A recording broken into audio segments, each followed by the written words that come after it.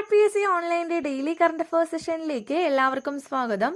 നമ്മൾ ഇന്ന് പഠിക്കാൻ പോകുന്നത് ഡിസംബർ മാസം 14-ാം തീയതി പത്രങ്ങളിൽ വന്നിട്ടുള്ള പ്രധാനപ്പെട്ട കറണ്ട് അഫയേഴ്സ് ആണ്. അപ്പോൾ നമുക്ക് നേരെ ക്ലാസ്സിലേക്ക് പോവാം. ഒന്നാമത്തെ ചോദ്യം നോക്കാം. കണ്ണൂർ സെൻട്രൽ ജയിലിലെ അന്തേവാസികൾക്ക് സൗജന്യമായി തുടർ പഠനമൊരുക്കുവാൻ ശ്രീനാരായണ ഗുരു ഓപ്പൺ സർവകലാശാലയുടെ കീഴിൽ ആരംഭിച്ച തുടർ വിദ്യാഭ്യാസ പദ്ധതിയുടെ പേര്. ക്വസ്റ്റ്യൻ ഒന്നുകൂടി പറയാം. കണ്ണൂർ സെൻട്രൽ ജയിലിലെ അന്തേവാസികൾക്ക് സൗജന്യമായി തുടർ പഠനമൊരുക്കാൻ ശ്രീനാരായണ ഗുരു ഓപ്പൺ സർവകലാശാലയുടെ കീഴിൽ ആരംഭിച്ച തുടർ വിദ്യാഭ്യാസ പദ്ധതിയുടെ പേര് എന്താണ്? സമന്വയ. അപ്പോൾ എന്താണ് സമന്വയ പദ്ധതി? അത് കണ്ണൂർ സെൻട്രൽ ജയിലിലെ അന്തേവാസികൾക്ക് സൗജന്യമായി തുടർ പഠനമൊരുക്കുവാൻ ശ്രീനാരായണ ഗുരു ഓപ്പൺ സർവകലാശാലയുടെ കീഴിൽ ആരംഭിച്ചിട്ടുള്ള തുടർ വിദ്യാഭ്യാസ പദ്ധതിയാണ് സമന്വയ.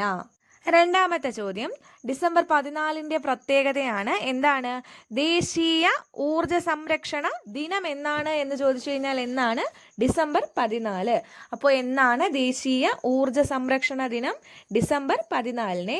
അപ്പോൾ ദേശീയ ഊർജ സംരക്ഷണ ദിനം ചോദിച്ചു കഴിഞ്ഞാൽ എന്നാണ്? ഡിസംബർ 14-നാണ്. അപ്പോൾ ഡിസംബർ 14-ന്റെ പ്രത്യേകത എന്താണ്? ദേശീയ ഊർജ സംരക്ഷണ ദിനം. മൂന്നാമത്തെ ചോദ്യം, ഈ വർഷത്തെ ആപ്പിൾ സ്റ്റോറിൽ ഇന്ത്യയിലെ ഏറ്റവും ജനപ്രിയ ആപ്പായി തിരഞ്ഞെടുക്കപ്പെട്ടത്. ഈ വർഷത്തെ ആപ്പിൾ സ്റ്റോറിൽ ഇന്ത്യയിലെ ഏറ്റവും ജനപ്രീതിയേറിയ ആപ്പായിട്ട് തിരഞ്ഞെടുക്കപ്പെട്ടത് ഏതാണ്? വാട്സാപ്പ്. അപ്പോൾ ഈ വർഷത്തെ ആപ്പിൾ സ്റ്റോറിൽ ഇന്ത്യയിലെ ഏറ്റവും ജനപ്രിയ ആപ്പ് ഏതാണ് എന്ന് ചോദിച്ചു കഴിഞ്ഞാൽ ഏതാണ്? അത് വാട്സാപ്പ് ആണ്. അടുത്തതൊരു പുരസ്കാരമാണ്. ഗ്ലോബൽ ലീഡർഷിപ്പ് അവാർഡ് 2023 നേടിയത്. ഗ്ലോബൽ ലീഡർഷിപ്പ് അവാർഡ് 2023 നേടിയത് ആരാണ്? അത് നേടിയത് NR അശോക് കുമാർ. ആരാണ് നേടിയത്? NR അശോക് കുമാർ. അപ്പോൾ ഗ്ലോബൽ ലീഡർഷിപ്പ് അവാർഡ് 2023 നേടിയത് ആരാണ്? NR അശോക് കുമാർ. അടുത്ത ചോദ്യം, പവർ ഓഫ് 1 അവാർഡ് 2023 ചടങ്ങിൽ ലൈഫ് ടൈം അച്ചീവ്മെന്റ് അവാർഡ് നൽകി ആദരിച്ചത് ആരെ? പവർ ഓഫ് 1 അവാർഡ് 2023 ചടങ്ങിൽ ലൈഫ് ടൈം അച്ചീവ്മെന്റ് അവാർഡ് നൽകി ആദരിച്ചത് ആരെയാണ്? Ban Ki Moon. ആരെയാണ്? Ban Ki Moon. അപ്പോൾ പവർ ഓഫ് 1 അവാർഡ് 2023 ചടങ്ങിൽ ലൈഫ് ടൈം അച്ചീവ്മെന്റ് അവാർഡ് നൽകി ആദരിച്ചത് ആരെയാണെന്ന് ചോദിച്ചു കഴിഞ്ഞാൽ ആരെയാണ്? അത് ബാൻ കി മൂണിനെയാണ്. അടുത്ത ചോദ്യം, സിയാച്ചിൻ സൈനിക മുന്നണിയിൽ നിയമിതയാകുന്ന ആദ്യത്തെ വനിതാ മെഡിക്കൽ ഓഫീസർ. സിയാച്ചിൻ സൈനിക മുന്നണിയിൽ നിയമിതയാകുന്ന ആദ്യത്തെ വനിതാ മെഡിക്കൽ ഓഫീസർ ആരാണ്? അത് ക്യാപ്റ്റൻ ഫാത്തിമ വസീം. ആരാണ്? ക്യാപ്റ്റൻ ഫാത്തിമ വസീം. അപ്പോൾ സിയാച്ചിൻ സൈനിക മുന്നണിയിൽ നിയമിതയാകുന്ന ആദ്യത്തെ വനിതാ മെഡിക്കൽ ഓഫീസറാണ് ഫാത്തിമ വസീം. അടുത്ത ചോദ്യം, ആഫ്രിക്കൻ ഫുട്ബോളിലെ ഈ വർഷത്തെ മികച്ച പുരുഷ ഫുട്ബോൾ താരത്തിനുള്ള പുരസ്കാരം നേടിയത്. ആഫ്രിക്കൻ ഫുട്ബോളിലെ ഈ വർഷത്തെ മികച്ച പുരുഷ ഫുട്ബോൾ താരത്തിനുള്ള പുരസ്കാരം നേടിയത് ആരാണ്? വിക്ടർ ഒസിംഹെൻ. ആരാണ്? വിക്ടർ ഒസിംഹെൻ. അപ്പോൾ ചോദ്യം എന്താണ്? ആഫ്രിക്കൻ ഫുട്ബോളിലെ ഈ വർഷത്തെ മികച്ച പുരുഷ ഫുട്ബോൾ താരത്തിനുള്ള പുരസ്കാരം നേടിയത് ആരാണ്? അത് വിക്ടർ ഒസിംഹെൻ ആണ്. അടുത്ത ചോദ്യം, 2023 അത്ലറ്റ് ഓഫ് ദി ഇയർ പുരസ്കാരങ്ങളിൽ ഫീൽഡ് ഇനത്തിലെ മികച്ച പുരുഷ താരം. 2023 അത്ലറ്റ് ഓഫ് ദി ഇയർ പുരസ്കാരങ്ങളിൽ ഫീൽഡ് ഇനത്തിലെ മികച്ച പുരുഷ താരം ആരാണ്? Armand Duplantis. Armand Duplantis.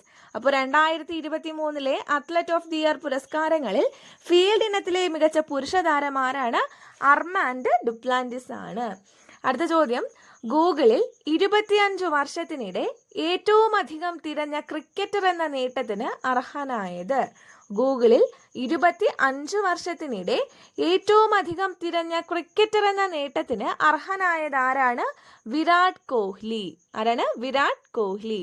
അപ്പോൾ ഗൂഗിളിൽ 25 വർഷത്തിനിടെ ഏറ്റവും അധികം തിരഞ്ഞ ക്രിക്കറ്റർ എന്ന നേട്ടത്തിന് അർഹനായത് ആരാണ്? വിരാട് കോഹ്ലി ആണ്. അടുത്ത ചോദ്യം, ക്രിമിനൽ ഭേദഗതി നിയമങ്ങൾ പുതിയ രൂപത്തിൽ ലോകസഭയിൽ അവതരിപ്പിച്ചത് ആരാണ്? ക്രിമിനൽ ഭേദഗതി നിയമങ്ങൾ പുതിയ രൂപത്തിൽ ലോകസഭയിൽ അവതരിപ്പിച്ചത് ആരാണ് എന്ന് ചോദിച്ചു കഴിഞ്ഞാൽ ആരാണ്? അമിത് ഷായാണ്. ആരാണ്? അമിത് ഷാ.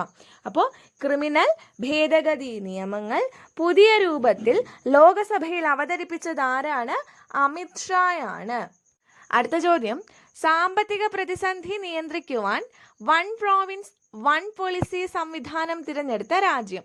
സാമ്പത്തിക പ്രതിസന്ധി നിയന്ത്രിക്കുവാൻ വൺ പ്രോവിൻസ് വൺ പോളിസി സംവിധാനം തിരഞ്ഞെടുത്ത രാജ്യം ചോദിച്ചു കഴിഞ്ഞാൽ ഏതാണ്? ചൈനയാണ്.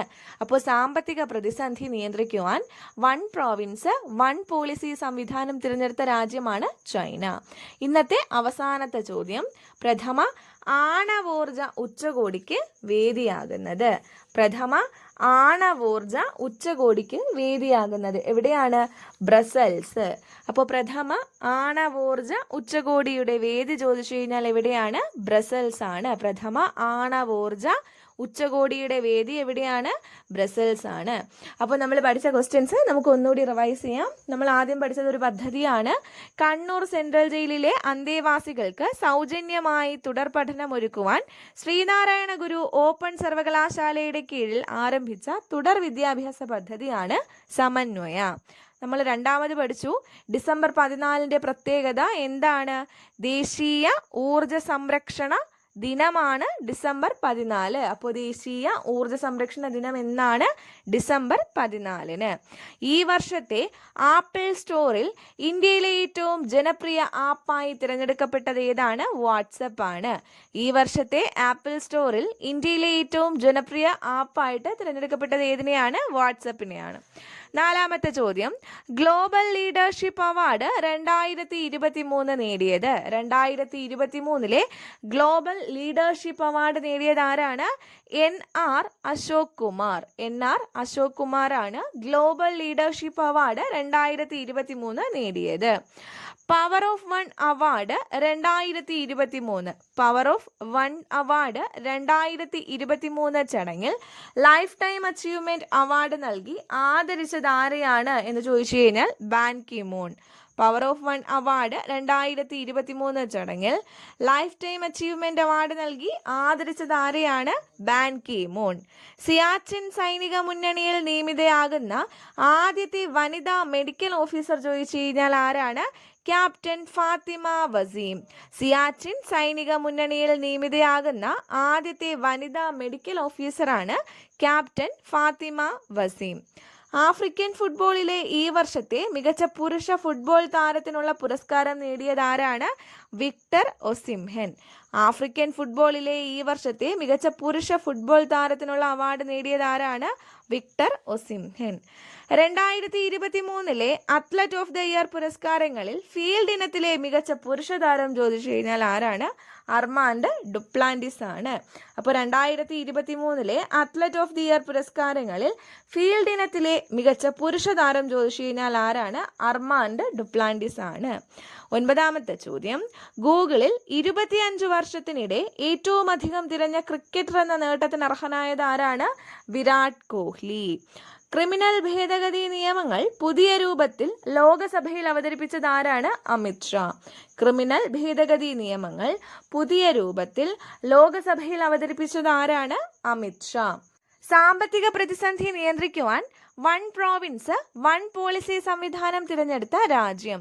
സാമ്പത്തിക പ്രതിസന്ധി നിയന്ത്രിക്കുവാൻ വൺ പ്രോവിൻസ് വൺ പോളിസി സംവിധാനം തിരഞ്ഞെടുത്ത രാജ്യം ഏതാണ്? ചൈനയാണ്.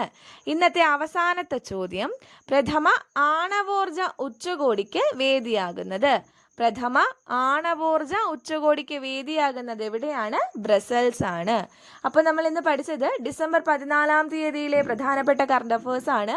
നമ്മൾ ഇന്ന് പഠിച്ച കാര്യങ്ങൾ എല്ലാവർക്കും മനസ്സിലായി കാണുമെന്ന് വിചാരിക്കുന്നു. പുതിയൊരു കറണ്ട് അഫേഴ്സ് സെഷനിൽ നമുക്ക് വീണ്ടും കാണാം.